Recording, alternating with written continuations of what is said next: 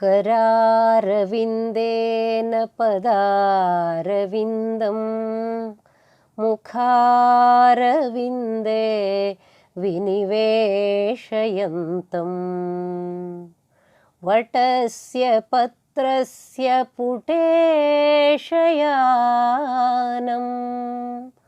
बालं मुकुन्दं मनसा स्मरामि बालं मुकुन्दं मनसा ಸ್ಮರಾಮಿ.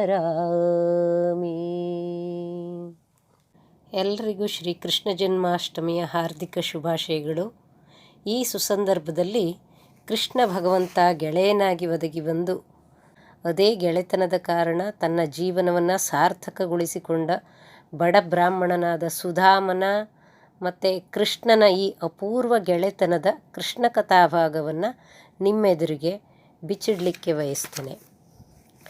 ಲೋಕೋತ್ತರವಾದ ಸ್ನೇಹಕ್ಕೆ, ಗೆಳೆತನಕ್ಕೆ ಒಂದು ಅಚ್ಚಳಿಯದ ಹೆಸರೆಂದರೆ ಶ್ರೀಕೃಷ್ಣ ಮತ್ತು ಸುಧಾಮ. ಈ ಸುಧಾಮನಿಗೆ ಕುಚೇಲ ಅನ್ನೋ ಹೆಸರು ಕೂಡ ಇತ್ತು. ಭಾಗವತದಲ್ಲಿ ಇದನ್ನು ನಿರೂಪಿಸಿದ ವೇದವ್ಯಾಸರು ಆತ್ಮೀಯ ಗೆಳೆತನದ ಸವಿಯನ್ನು, ಮಹತ್ವವನ್ನು ಹಾಗೂ ಅದನ್ನು ನಿಭಾಯಿಸುವ ಜವಾಬ್ದಾರಿಯನ್ನು ಕೃಷ್ಣನ ಪಾತ್ರದ ಮೂಲಕ ಬಹುಸುಂದರವಾಗಿ ಕಟ್ಟಿಕೊಟ್ಟಿದ್ದಾರೆ. ಹಾಗೆಯೇ ಗೆಳೆಯನ ಆದರ್ಶವನ್ನು ಅರಿತು ತನ್ನ ಜೀವನದಲ್ಲಿ ಅದನ್ನು ಸಾಧಿಸಿಕೊಂಡು ಸಾರ್ಥಕವಾಗುವ ಬಗೆ ಹೇಗೆ ಅನ್ನೋದನ್ನು ಸುಧಾಮನ ಉದಾಹರಣೆಯಿಂದ ಅದನ್ನು ಬಹು ಚಂದವಾಗಿ ತೋರಿಸಿಕೊಟ್ಟಿದ್ದಾರೆ. ಕೃಷ್ಣನ ವಿದ್ಯಾಗುರುಗಳು ಸಾಂದೀಪನಿ ಮಹರ್ಷಿಗಳು.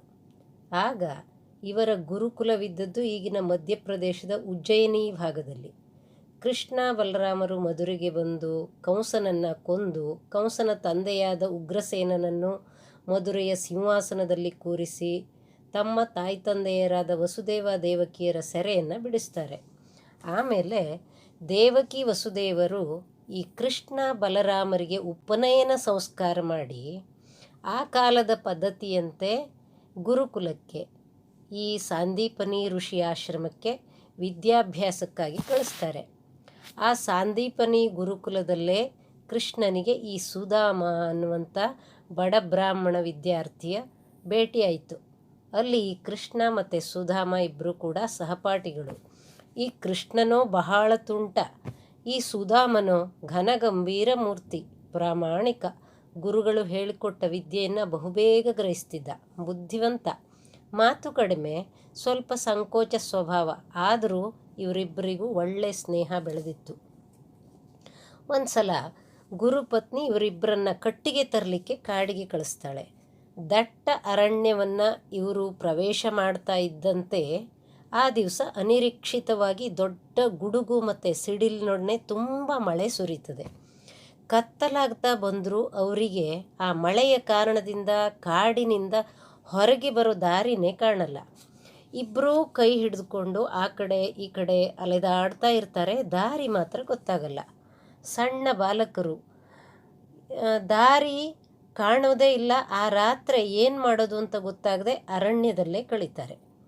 ಈ ವಿಷಯ ತಿಳಿದ ಸಾಂದೀಪನಿ ಮಹರ್ಷಿಗಳು ಬೆಳಗಾಗುತ್ತಲೇ ಆ ಕಾಡಿಗೆ ಬಂದು ಅವರನ್ನು ಹುಡುಕ್ತಾರೆ.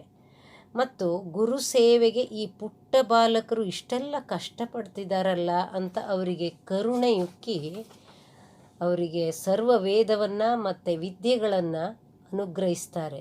ಇಲ್ಲಿಗೆ ಅವರು ಗುರುಕುಲಕ್ಕೆ ಬಂದು ಅಭ್ಯಾಸ ಮಾಡಲಿಕ್ಕೆ ಶುರು ಮಾಡಿ ಎಷ್ಟೋ ದಿವಸ ಕಳೆದಿರ್ತದೆ. ಆಮೇಲೆ ಆ ಗುರುಕುಲದಿಂದ ಅವರ ವಿದ್ಯಾಭ್ಯಾಸ ಮುಗೀತಲ್ಲ, ಮನೆಗೆ ಹೊರಟ ಮೇಲೆ ಆ ಗೆಳೆಯರು ಬೇರೆ ಬೇರೆ ಆಗಿಬಿಡ್ತಾರೆ. ಆ ಬಾಲ್ಯ ಗೆಳೆತನದ ಸವಿ ಮಾತ್ರ ಅವರ ಹೃದಯದಲ್ಲೇ ಉಳಿದಿರ್ತದೆ. ಈ ಸುಧಾಮ ಬಡ ಬ್ರಾಹ್ಮಣ, ಯಾರಲ್ಲೂ ಏನನ್ನೂ ಕೇಳುವವನಲ್ಲ. ತನಗೆ ವೈದಿಕ ವೃತ್ತಿಯಲ್ಲಿ ಏನು ಆದಾಯವಿದೆಯೋ ಅದರಲ್ಲೇ ತೃಪ್ತನಾಗಿ ಬದುಕುವಂಥ ಸ್ವಭಾವ ಒಂದು. ಅವನ ಪತ್ನಿಯೂ ಕೂಡ ಹಾಗೆ. ಆದರೆ ಹೀಗೆ ಇರುತ್ತಾ ಸಂಸಾರ? ಮುಂದೆ ಮಕ್ಕಳಾದರು, ಸಂಸಾರ ಬೆಳೀತು. ಒಂದೇ ಹೊತ್ತಿನ ಊಟ ಎಂಬ ಪರಿಸ್ಥಿತಿ ಆಯಿತು ಅವರಿಗೆ. ಮಕ್ಕಳ ಹಸಿವಿನಿಂದ ಈ ಸುಧಾಮ ದಂಪತಿಗಳು ಕಂಗೆಟ್ಟರು. ಆಗ ಸುಧಾಮನ ಪತ್ನಿ, ಕೃಷ್ಣನಂಥ ಗೆಳೆಯ ನಿಮಗಿರುವಾಗ ಯಾಕೆ ಒಂದು ಸಲ ನೀವು ಅವನನ್ನು ಸಹಾಯ ಕೇಳಬಾರ್ದು? ಅವನಿಗೆ ಎಲ್ಲ ಅರ್ಥ ಆಗುತ್ತೆ. ಅವನು ದಯಾಮಯ. ನೀವು ಅವನನ್ನು ಭೇಟಿ ಮಾಡಿ ನಮ್ಮ ಪರಿಸ್ಥಿತಿ ಅವನಿಗೆ ಹೇಳಿದರೆ ನಮಗೆ ಒಂದಷ್ಟು ಅನುಕೂಲವಾದರೂ ಆಗ್ತಿತ್ತು ಅಂತ ಮತ್ತೆ ಮತ್ತೆ ಸುಧಾಮನಿಗೆ ಹೇಳ್ತಾಳೆ. ಹಾಗೆ ಬೇರೆ ದಾರಿ ಕಾಣದೆ ಹೊರಡ್ತಾನೆ ಕುಚೇಲ ಈ ಸಲ ದ್ವಾರಕೆಗೆ. ಆಚೀಚೆ ಮನೆಯಿಂದ ಬೇಡಿ ತಂದ ಅವಲಕ್ಕಿಯ ಒಂದು ಚಿಕ್ಕ ಗಂಟನ್ನು ಮಾಡಿ ಹೆಂಡತಿ ಅವನ ಕೈಯಲ್ಲಿಡ್ತಾಳೆ, ಕೃಷ್ಣನನ್ನು ಭೇಟಿಯಾಗಿ ಅವನಿಗೆ ಕೊಡಲಿಕ್ಕೆ ಅಂತ. ಹಾಗೆ ಹೊರಡ್ತಾನೆ ಸುಧಾಮ. ಒಂದೆರಡು ದಿನದ ದಾರಿ, ಅಲ್ಲಲ್ಲಿ ನಿಲ್ತಾ ನಿಲ್ತಾ ಪ್ರಯಾಣ ಮುಂದುವರಿತದೆ. ಅವನ ವೇಷಭೂಷಣ ಆದರೂ ಹರಿದ ಬಟ್ಟೆ. ಬಿಸಿಲಿನ ಪ್ರಯಾಣದ ಬಳಲಿಕೆಯಿಂದ ಸೋತ ಮುಖದಿಂದ ಅಂತೂ ಅವನು ದ್ವಾರಕೆಯ ಮಹಾದ್ವಾರಕ್ಕೆ ಬಂದು ತಲುಪ್ತಾನೆ. ಆಗ ಅವನಿಗೆ ಯೋಚನೆ ಬರ್ತದೆ, ಹೇಗಿರ್ಬೋದು ಈಗ ತನ್ನ ಗೆಳೆಯ. ಆಗ ನಿಜವಾಗಿ ಅವನು ತುಂಬ ಸ್ನೇಹಜೀವಿಯಾಗಿದ್ದ, ಪ್ರೇಮಮೂರ್ತಿಯಾಗಿದ್ದ, ತನ್ನಲ್ಲಿ ತುಂಬ ಸಲಿಗೆ ಇತ್ತು. ಈಗ ಹೇಗಿರಬಹುದೆಂಬ ಕುತೂಹಲ, ಆತಂಕ ಎಲ್ಲವೂ ಮನೆ ಮಾಡಿತ್ತು ಈ ಕುಚೇಲ್ನಲ್ಲಿ. ಒಂದಕ್ಕಿಂತ ಒಂದು ಭವ್ಯವಾದ ಅರಮನೆ ಕಾಣ್ತದೆ. ಓಡಾಡುವ ಸೈನಿಕರು, ಸೇವಕರು, ಅವರ ವಸ್ತ್ರ, ಆ ಒಂದು ಮಹಲುಗಳ ಮಂಗಳ ಮಹಾದ್ವಾರ ಎಲ್ಲವನ್ನೂ ಕಂಡು ಬೆರಗಾಗಿ ನಿಂತ ಈ ಬಡ ಬ್ರಾಹ್ಮಣ ಕುಚೇಲ. ಬಂದಿದ್ದೇ ತಪ್ಪಾಯ್ತಾ ಅನ್ನೋ ಆಲೋಚನೆಯೂ ಕೂಡ ಅವನಿಗೆ ಸುಳಿದಿರಲಿಕ್ಕೆ ಸಾಕು. ಹಾಗೆಯೇ ಅವ ಆಲೋಚನೆ ಮಾಡುತ್ತಾ ಇರುವಂತೆಯೇ ಗದರಿಸ್ತಾರೆ ದ್ವಾರಪಾಲಕರು. ಇವನ ದುರ್ಬಲ ದೇಹ, ಹರಿದ ಹಳೆಯ ವಸ್ತ್ರ ಮತ್ತು ಇವನ ವೇಷವನ್ನು ನೋಡಿ, ಯಾರಯ್ಯ ನೀನು, ಇಲ್ಲಿಗೆ ಯಾಕೆ ಬಂದೆ ಅಂತ. ದ್ವಾರಕಾಧೀಶ ಶ್ರೀ ಕೃಷ್ಣನ ಭೇಟಿಗಾಗಿ ಬಂದೆ ಅಂತ ಅವನು ಉತ್ತರಿಸುವಷ್ಟರಲ್ಲಿಯೇ ಕೇಳಿಯೇ ಕೇಳುತ್ತೆ ಚಿರಪರಿಚಿತ ಪ್ರೀತಿ ತುಂಬಿದ ಅದೇ ಮಧುರ ಸ್ವರ. ಸುಧಾಮ, ಓ ಸುಧಾಮ, ಬಂದ್ಯಾ? ಬಾ ಗೆಳೆಯ, ಒಳಗೆ ಬಾ. ಯಾಕೋ ಬರಲೇ ಇಲ್ಲ ಇಷ್ಟು ದಿವಸ, ನನ್ನನ್ನು ಮರೆತು ಬಿಟ್ಟಿಯೋ ಅಂತ ಯೋಚಿಸ್ತಿದ್ದೆ ಅಂತ ಬಿಗಿದಪ್ಪಿಕೊಳ್ತಾನೆ ಕೃಷ್ಣ. ಅದೇ ಆತ್ಮೀಯತೆ, ಅದೇ ಪ್ರೀತಿ, ಅಂತೂ ಬಂದ್ಯಲ್ಲ, ಬಾ, ತುಂಬ ಸಂತೋಷ ಆಯಿತು ನಿನ್ನನ್ನು ಕಂಡು ಅಂತ ಕಣ್ತುಂಬಿಕೊಂಡು ಬಹಳ ಆತ್ಮೀಯತೆಯಿಂದ ಅವನೊಡನೆ ಮಾತಾಡ್ತಾ ಒಳಗೆ ಕರೆದೊಯ್ತಾನೆ. ಬಾಲ್ಯವೇ ಮತ್ತೆ ಮರಳಿ ಬಂದಂಗಿದೆ ಮಾರಾಯ, ಬಾ ಒಳಗಡೆ ಹೋಗೋಣ ಅಂತ ಕರ್ಕೊಂಡೋಗ್ತಾನೆ. ಒಂದೇ ಸಮನೆ ಮಾತಾಡುತ್ತಾ ತನ್ನ ಗೆಳೆಯನ ಕೈ ಹಿಡಿದು ಅಂತಃಪುರಕ್ಕೆ ಕರೆದೊಯ್ತಾನೆ. ಈ ಘಟನೆಯನ್ನು ಅಲ್ಲಿನ ಜನರೆಲ್ಲ ಬಿಟ್ಟ ಬಾಯಿ ಬಿಟ್ಟಂತೆ ನೋಡ್ತಾನೆ ಇದ್ದರು. ಯಾರೀತ, ಮೊದಲನೇ ಬಾರಿ ಇಲ್ಲಿ ನೋಡ್ತಿದ್ದೇವಲ್ಲ ಇವನ್ನ, ನಮ್ಮ ಕೃಷ್ಣನಿಗೆ ಇಷ್ಟೊಂದು ಅಕ್ಕರೆ ಆತ್ಮೀಯತೆ ಇರುವ ಈ ಮನುಷ್ಯ ಯಾರು ಅಂತಲೇ ಗೊತ್ತಾಗಿಲ್ಲ. ಇವನ ಬಟ್ಟೆ ನೋಡಿದರೆ ಹರಿದ ಹಳೆಯ ವಸ್ತ್ರ, ಇವನು ಯಾರು? ಆಶ್ಚರ್ಯಚಕಿತರಾದವರಿಗಿದು ಬಗೆಹರಿಯದ ಪ್ರಶ್ನೆ. ಕೃಷ್ಣ ಈ ಗೆಳೆಯನ ಕೈ ಹಿಡಿದು ಸೀದಾ ತನ್ನ ಹಾಗೂ ರುಕ್ಮಿಣಿಯ ಅಂತಃಪುರಕ್ಕೆ ಕರೆದೊಯ್ತಾನೆ. ತನ್ನ ಸುಂದರ ವಿಶಾಲವಾದ ಮಲಗು ಮಂಚದ ಮೇಲೆ ಅವನನ್ನು ಕೂರಿಸಿ ಕ್ಷೇಮ ಸಮಾಚಾರ ವಿಚಾರಿಸಿ ಸ್ವತಃ ರುಕ್ಮಿಣಿಯೊಡನೆ ಸುಧಾಮನ ಪಾದ ತೊಳೆದು ಪಾದ ಪೂಜೆ ಮಾಡ್ತಾನೆ. ಈ ಕೃಷ್ಣನಿಗೆ ಬ್ರಾಹ್ಮಣರು ಅಂತಂದರೆ ತುಂಬ ಗೌರವ. ಬ್ರಾಹ್ಮಣರು ನನ್ನ ದೇವರು, ಬ್ರಾಹ್ಮಣವು ಮಮ ದೇವತಾ ಅಂತ ಕೃಷ್ಣನ ಮಾತೇ ಇದೆ. ಹಾಗೆ ತಾನು ಸುಧಾಮನ ಪಾದ ಪೂಜೆ ಮಾಡಿ ಹಸಿದು ಬಂದ ಅವನಿಗೆ, ಅತಿಥಿಯಾಗಿ ಬಂದಿದ್ದಾನಲ್ಲ ಅವನು, ಹಾಗಾಗಿ ಹಸಿದು ಬಂದ ಅವನಿಗೆ ತಾನೇ ಬಡಿಸಿ ಊಟ ಮಾಡಿಸ್ತಾನೆ. ಬಹಳ ದೂರದಿಂದ ನಡೆದು ಬಂದು ಆಯಾಸಗೊಂಡವನ ಕಾಲೊತ್ತಾನೆ. ಇದನ್ನೆಲ್ಲ ಕಂಡು ಈ ಕೃಷ್ಣನ ಪ್ರೀತಿಯನ್ನು ಮನಸಾ ಅನುಭವಿಸಿ ಸುಧಾಮನ ಕೊರಳು ಒತ್ತರಿಸಿ ಬಂದು ಭಾವುಕನಾಗ್ತಾನೆ. ಎಂಥವನಪ್ಪ ಇವನು, ಇಂಥ ಗೆಳೆಯ ಇರುವಾಗ ನನಗಿನ್ನೇನು ಸಂಪತ್ತು ಬೇಕು ಅಂತ ಅಂದ್ಕೋತಾನೆ ಸುಧಾಮ. ಈ ಕೃಷ್ಣ ಮಹಾಕುಶಲಿ. ಅವನ ಈ ಭಾವವನ್ನು ಕೂಡಲೇ ಗ್ರಹಿಸಿ ತಮ್ಮ ಬಾಲ್ಯದ ಗುರುಕುಲದಲ್ಲಿನ ಅನೇಕ ಸಂಗತಿಗಳನ್ನು ತನ್ನ ಸ್ನೇಹಿತನೊಂದಿಗೆ ಗಂಟೆಗಟ್ಟಲೆ ಹರಡ್ತಾನೆ. ಕೃಷ್ಣನ ಪತ್ನಿ ಸಾಕ್ಷಾತ್ ರುಕ್ಮಿಣಿಯೇ ಈ ಬ್ರಾಹ್ಮಣನ ಸೇವೆಗೆ ಬೇಕಾದಂಥ ಎಲ್ಲ ವ್ಯವಸ್ಥೆಗಳನ್ನು ಮಾಡಿಕೊಡ್ತಾಳೆ. ಅಷ್ಟೇ ಅಲ್ಲ, ತಮ್ಮ ಅತಿಥಿಯಾದ ಈ ಬಡ ಕುಚೇಲನಿಗೆ ಬೀಸಣಿಕೆಯಿಂದ ರುಕ್ಮಿಣಿಯೇ ಗಾಳಿ ಬೀಸ್ತಾ ಇರ್ತಾಳೆ. ಯೋಗದಿಂದ ದೇವರು ಕೃಷ್ಣ ಗೆಳೆಯನಾಗಿ ಬಿಟ್ಟರೆ ಹೀಗೆಯೇ ಅವನಂತೂ ತನ್ನ ಗೆಳೆಯರ, ಭಕ್ತರ, ಪ್ರೇಮಿಗಳ ಆಳಿನಂತೆ ದುಡಿತಾನೆ. ಜೊತೆಗೆ ಸಾಕ್ಷಾತ್ ಲಕ್ಷ್ಮಿಯೂ ಕೂಡ ಸ್ವತಃ ಸೇವೆ ಮಾಡ್ತಾಳೆ ಅನ್ನೋದನ್ನು ಇಲ್ಲಿ ನಾವು ನೋಡ್ಬೋದು. ಇದನ್ನೇ ಗೀತೆಯಲ್ಲಿಯೂ ಕೃಷ್ಣ ಹೇಳಿರೋದು, ಮನ್ಮನಾಭವ ಮದ್ಭಕ್ತೋ ಮದ್ಯಾಜಿ ಮಾಂ ನಮಸ್ಕುರು ಮಾಮೈ ವೈಶ್ಯಸಿ ಸತ್ಯಂತೆ ಪ್ರತಿಜಾನೆ ಪ್ರಿಯೋಸಿಮೆ. ನನ್ನನ್ನು ಸದಾ ಪ್ರೀತಿಸಿ ಪೂಜಿಸುವವನು ನನ್ನನ್ನೇ ಪಡಿತಾನೆ, ಇದು ಸತ್ಯ ಅಂತ ಕೃಷ್ಣ ತಾನು ಬದುಕಿದ ಬಗೆಯನ್ನೇ ಗೀತೆಯಾಗಿ ಉಪದೇಶ ಮಾಡಿದ್ದಾನೆ. ಅರೆ ಸುಧಾಮ, ಕೇಳುವುದನ್ನೇ ಮರ್ತೆ ನೋಡು. ನೀನು ನನಗಾಗಿ ಅಷ್ಟು ದೂರದಿಂದ ಬಂದಿಯಲ್ಲ, ನಿನ್ನ ಮನೆಯಿಂದ ನನಗೇನು ತಂದಿದ್ದೀಯಾ ಅಂತ ಚಿಕ್ಕ ಮಗುವಿನ ಮುಗ್ಧತೆಯಲ್ಲಿ ಕೃಷ್ಣ ಪ್ರಶ್ನಿಸ್ತಾನೆ. ನನ್ನ ಪ್ರೀತಿ ಪಾತ್ರರು ನನಗೆ ಏನೋ ಒಂದು ಸಣ್ಣ ಉಡುಗೊರೆ ಕೊಟ್ಟರು ತುಂಬ ಸಂತೋಷವಾಗುತ್ತೆ ಕಣಯ್ಯ. ಏನಾದರೂ ನನಗಾಗಿ ತಂದಿದ್ದೀಯಾ ಗೆಳೆಯ? ಗೆಳೆಯನ ಈ ಆತ್ಮೀಯತೆಗೆ ಸುಧಾಮ ಕರಗಿ ಹೋಗಿ ಒಂದು ರೀತಿ ಅವನ ಪರಿಸ್ಥಿತಿ ಅಡಕತ್ರಿಯಲ್ಲಿ ಸಿಕ್ಕೊಂಡಂಗಾಯಿತು. ಈ ದ್ವಾರಕೆಯಾದರೂ ಶ್ರೀವೈಕುಂಠದಂತೆ ಇದೆ. ಈ ಅಂತಃಪುರದ ಸಿರಿ ಸೊಬಗನ್ನಂತೂ ಬಣ್ಣಿಸಲಿಕ್ಕೇ ಆಗೋದಿಲ್ಲ. ನನ್ನ ಕಣ್ಣು ಇಲ್ಲಿನ ವೈಭವವನ್ನು ನೋಡಿ ನೋಡಿ ದಣಿದು ಮೂಕವಾಗಿದೆ. ಕೃಷ್ಣ ಬಡಿಸಿದ ಈ ಮೃಷ್ಟಾನ್ನ ಭೋಜನದ ಸವಿಯನ್ನು ನಾನು ನನ್ನ ಜೀವನದಲ್ಲೇ ಸವಿದಿರಲಿಲ್ಲ.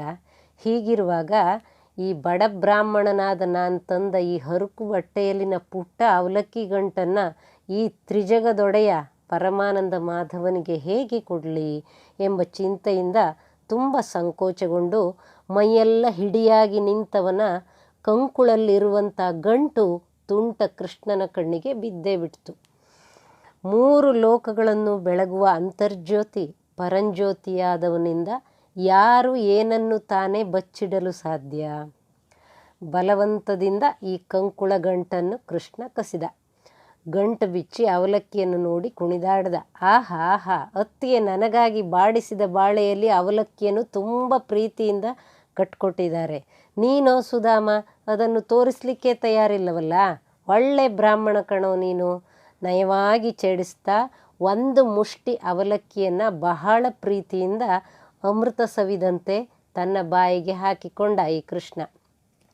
ಆಹಾಹಾ, ರಸನೆಯಲ್ಲಿನ ರಸಗ್ರಂಥಿಗಳೇ ತೃಪ್ತವಾದವು. ಉದರದಲ್ಲಿನ ಜೀರ್ಣಾಗ್ನಿ ತೃಪ್ತಗೊಂಡ.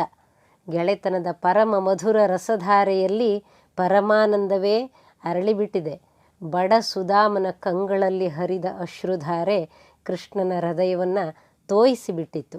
ಕೃಷ್ಣನ ಪ್ರೇಮದ ಮಧುರಾನುಭೂತಿಯಲ್ಲಿ ಸುಧಾಮನ ಅಸ್ತಿತ್ವವೇ ಕರಗಿ ಹೋಗಿತ್ತು.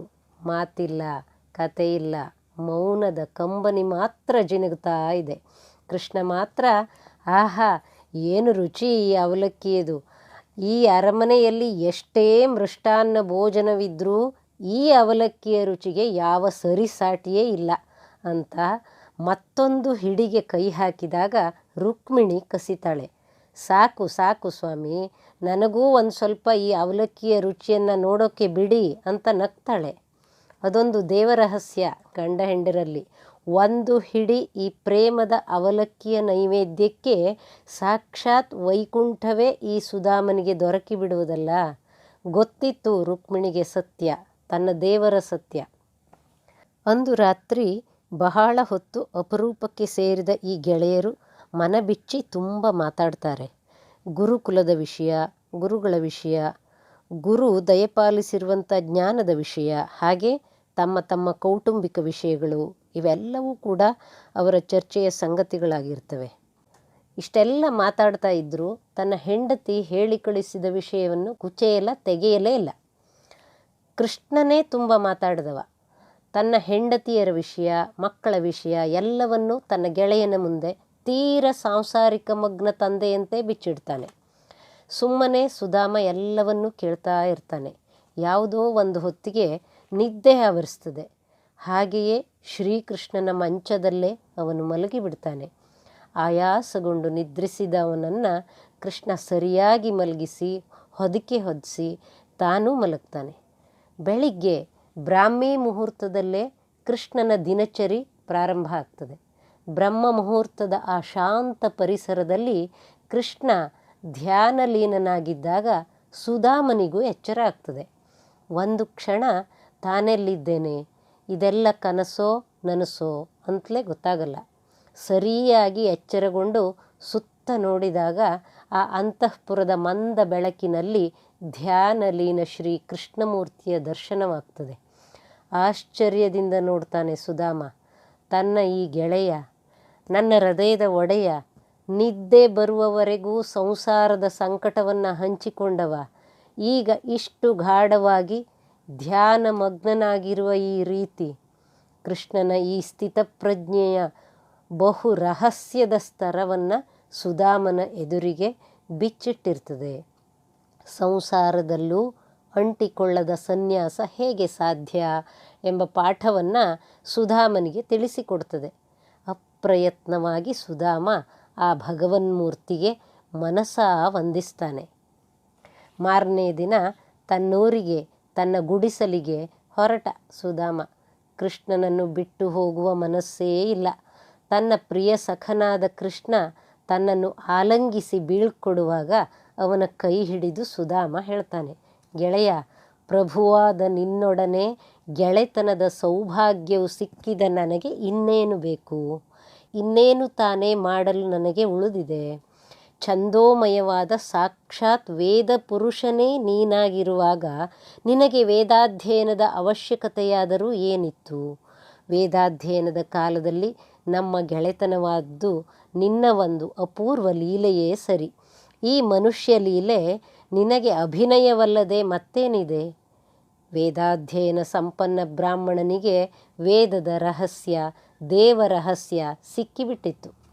ಜೀವಂತವಾಗಿ ನಡೆದಾಡುತ್ತಿದ್ದ ಆನಂದ ಪರಮಾನಂದ ಮಾಧವನ ಹೃತ್ಪೂರ್ವಕ ಸೇವೆಯ ಜೊತೆಗೆ ಹೃದಯವನ್ನು ಬೆಸೆದ ಶುದ್ಧ ಪ್ರೇಮದ ಎಳೆತನ, ದೈವೀ ಪ್ರೇಮದ ಒಡನಾಟ ಅವನಿಗೆ ಎಲ್ಲವನ್ನೂ ಮರೆಸಿ ಆನಂದದ ತುತ್ತ ತುದಿಗೇರಿಸಿತ್ತು. ಈ ಬ್ರಹ್ಮಾನಂದದ ಉಡುಗೊರೆಯನ್ನು ಭಗವಂತನಿಂದ ಪಡೆದ ಬಡಗೆಳೆಯ ಈಗ ತನ್ನೂರಿಗೆ ಮರಳುತ್ತಾನೆ. ಮನಸ್ಸಿನಲ್ಲಿ ನಿನ್ನೆ ನಡೆದ ವಿಷಯಗಳದ್ದೇ ಗುಂಗು.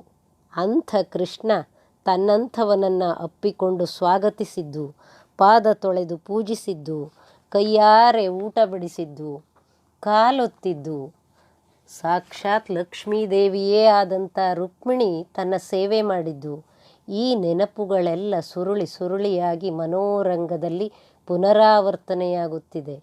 ಮನಸ್ಸು ಭಗವದ್ದರ್ಶನದ ತೃಪ್ತಿಯಿಂದ, ಖುಷಿಯಿಂದ ತುಂಬಿ ಹೋಗಿದೆ. ದಾರಿ ಸಾಗಿದ್ದೇ ತಿಳಿಯಲಿಲ್ಲ, ಮನೆ ಬಂದಿದ್ದೇ ಗೊತ್ತಾಗಲಿಲ್ಲ. ನೋಡ್ತಾನೆ, ತನ್ನೂರಿಗೆ ಬಂದವ, ಅಂದರೆ ತನ್ನೂರಿಗೆ ಬಂದು ಮುಟ್ಬಿಟ್ಟಿದ್ದಾನೆ. ತನ್ನ ಮನೆ ಇದ್ದ ಜಾಗದಲ್ಲಿ ಈಗ ತನ್ನ ಹಳೆ ಗುಡಿಸಲು ಕಾಣ್ತಾನೆ ಇಲ್ಲ. ದೊಡ್ಡ ಸೌಧವೇ ಎದ್ದು ನಿಂತುಬಿಟ್ಟಿದೆ. ಯಾರು ಕಟ್ಟಿದರು ಈ ಸೌಧವನ್ನು? ಯಾರ ಮನೆ ಇದು? ಅರಮನೆಯಂತಿದೆ. ಸುತ್ತಮುತ್ತ ಹೂದೋಟಗಳಿವೆ, ಕಾರಂಜಿಗಳಿವೆ. ನನ್ನ ಗುಡಿಸಲು ಏನಾಯಿತು? ಹಲವಾರು ಪ್ರಶ್ನೆಗಳೆದ್ದವು ಸುಧಾಮನ ಮನಸ್ಸಿನಲ್ಲಿ.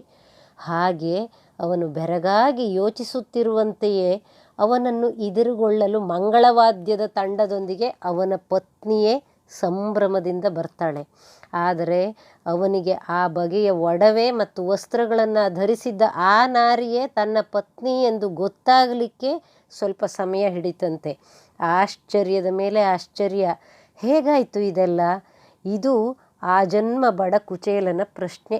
ಗಹನವಾಗಿ ಯೋಚಿಸ್ತಾನೆ. ಆಗ ಕೃಷ್ಣ ಭಗವಂತ ಅವನ ಮನಸ್ಸಿನಲ್ಲಿ ಹೊಳೆದ. ಒಡೆಯಿತು ಗುಟ್ಟು, ತಿಳಿಯಿತು ರಹಸ್ಯ. ಪರಮೈಶ್ವರ್ಯದ ಮೂಲನಾದ ಈ ಕೃಷ್ಣನಲ್ಲದೆ ಇದಕ್ಕೆ ಬೇರೇನೂ ಕಾರಣವೇ ಇಲ್ಲ. ಮನಸ್ಸು ತುಂಬಿ ಬಂತು, ಹೃದಯ ಹೂವಾಯಿತು. ನನ್ನ ಈ ಪ್ರಿಯ ಗೆಳೆಯ, ಈ ಭಗವಂತ ಕೃಷ್ಣನ ಕರುಣಾ ಕಟಾಕ್ಷಕ್ಕೊಂದು ಪಾರವೇ ಇಲ್ಲ. ನಾನು ಕೊಟ್ಟ ಒಂದು ಹಿಡಿ ಅವಲಕ್ಕಿಯನ್ನು ತಿಂದು ಏನು ಖುಷಿಪಟ್ಟ. ಜನ್ಮ ಜನ್ಮದಲ್ಲಿಯೂ ನನಗೆ ಈ ಕೃಷ್ಣನ ಸಖ್ಯ, ಸ್ನೇಹ, ಮೈತ್ರಿ, ದಾಸ್ಯಗಳು ಒದಗಿ ಬರಲಿ. ಶ್ರೀ ಕೃಷ್ಣ ಪಾದದಲ್ಲಿ ನನ್ನ ಅನುರಾಗವು ಸದಾ ಬೆಳೆಯುತ್ತಿರಲಿ. ಹೇ ಕೃಷ್ಣ, ನಾನು ನಿನ್ನವನು ಅಂತ ತನ್ನಲ್ಲೇ ತಾನು ಮತ್ತೆ ಮತ್ತೆ ಹೇಳಿಕೊಂಡ. ತನ್ನವರನ್ನು ಅರೆಗಳಿಗೆ ಬಿಟ್ಟಿರಲಾರದವ ಈ ಕೃಷ್ಣ ತನ್ನವರ ಪ್ರೀತಿಗೆ ಪ್ರತಿಯಾಗಿ ತನ್ನ ಧಾಮವನ್ನೇ, ಮೋಕ್ಷವನ್ನೇ ಪಾಲಿಸುವವನೆಂದು ಈ ವೇದಜ್ಞ ಬ್ರಾಹ್ಮಣನಿಗೆ ತಿಳಿದೇ ಇತ್ತಲ್ಲ. ಏನನ್ನೂ ಹೇಳದಿದ್ದರೂ ತನ್ನ ಮನದಾಳದ ಸಂಗತಿಯನ್ನು ಹೆಕ್ಕಿ ತೆಗೆದು ಅದನ್ನು ಸಾಕಾರಗೊಳಿಸಿಬಿಟ್ಟಿದ್ದಾನೆ ಈ ನನ್ನ ಪ್ರಭು. ಅವನು ನಿಜವಾಗಿ ನನ್ನ ಒಡೆಯ.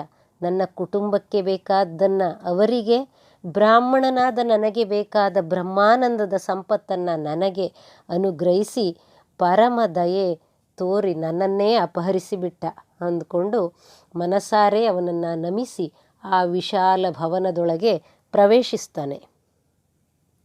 ಆ ಭವನದಲ್ಲಿನ ಸಂಪತ್ ಸಮೃದ್ಧಿಗೆ ಸುಧಾಮನ ಮಾತು ಮನಸ್ಸು ಮೂಕವಾಗ್ತವೆ. ಪ್ರತಿಯೊಂದು ಕ್ಷಣ ಪ್ರತಿಯೊಂದು ವಸ್ತುವಿನಲ್ಲಿ ಅವನಿಗೆ ಕೃಷ್ಣನದೇ ನೆನಪು, ಕೃಷ್ಣನದೇ ದರ್ಶನ. ತ್ಯಾಗಭಾವದ ಭೋಗ ಈ ಸಂಗತಿಯನ್ನು ಕೃಷ್ಣನನ್ನೇ ನೋಡಿ ತಿಳಿದು ಸಂಸಾರದಲ್ಲೇ ಸನ್ಯಾಸವನ್ನು ಸಾಧಿಸ್ತಾನೆ ಈ ಭಕ್ತಶ್ರೇಷ್ಠ ಸುಧಾಮ. ಭಗವಂತನಲ್ಲಿ ದಿನದಿನಕ್ಕೂ ಹೆಚ್ಚಿದ ಪ್ರೇಮ ಭಾವದಿಂದ ಅತ್ಯಲ್ಪ ಸಮಯದಲ್ಲೇ ಸಾಧು ಸಂತರ ಆಶ್ರಯನಾದ ಭಗವಂತನ ಪುನರಾವರ್ತನೆ ಇಲ್ಲದೆ ಇದ್ದಂಥ ಪರಮಧಾಮವನ್ನು ಸೇರಿಕೊಳ್ತಾನೆ. ಮೋಕ್ಷ ಪ್ರಾಪ್ತಿಯಾಗ್ತದೆ ಸುಧಾಮನಿಗೆ.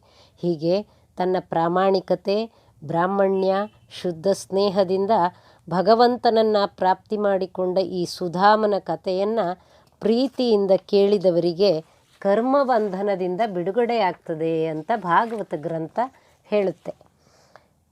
ಶ್ರೀ ಕೃಷ್ಣ ಜನ್ಮಾಷ್ಟಮಿಯ ಈ ಶುಭ ಸಂದರ್ಭದಲ್ಲಿ ಲೋಕೋತ್ತರವಾದ ಭಗವಂತನ ಈ ಪರಿಶುದ್ಧ ಪ್ರೇಮದ ಪರಿಯನ್ನು ನಿರಂತರ ನೆನೆಯುತ್ತಾ ಅಂಥ ಭಗವಂತನ ಸ್ನೇಹ, ಪ್ರೇಮ, ಸೌಹಾರ್ದಗಳು ನಮಗೂ ಒದಗಿ ಬರಲಿ ಎಂದು ಆಶಿಸುತ್ತಾ ನಮಸ್ಕಾರ.